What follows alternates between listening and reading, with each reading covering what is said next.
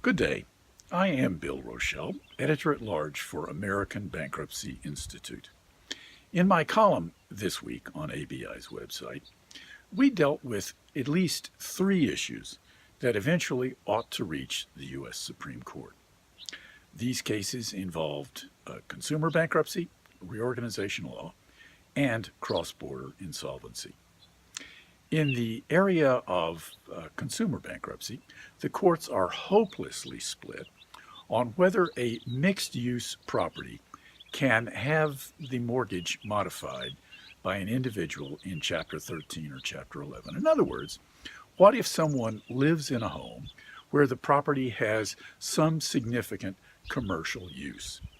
Can the mortgage be modified in Chapter 11 or Chapter 13? And as I said, the courts are horribly, hopelessly split on that issue.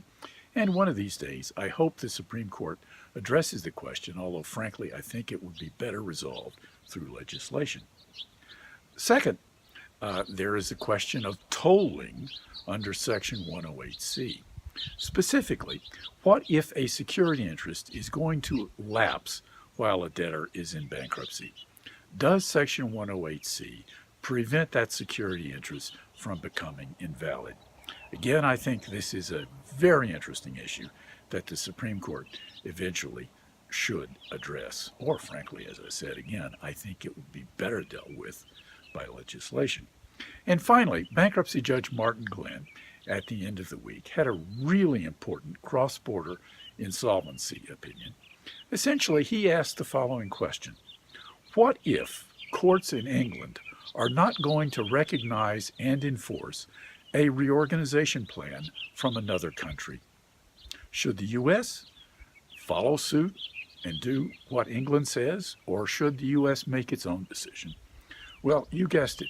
Judge Glenn said that the U.S. courts should make their own decision. But, although I hope that's the right answer, somebody might say, no, frankly, comity means that the U.S. should follow its, shall we say, sister or birth mother, the UK, and do exactly what the UK says.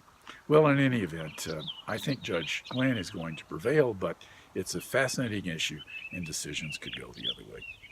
You can read more about all of these cases and read the underlying opinions by consulting my column, Rochelle's Daily Wire, on the ABI website. Meantime, we will be back same time next week, and in the meantime, I suppose I may be seeing many of you at the annual meeting of the National Association of Bankruptcy Judges in San Antonio.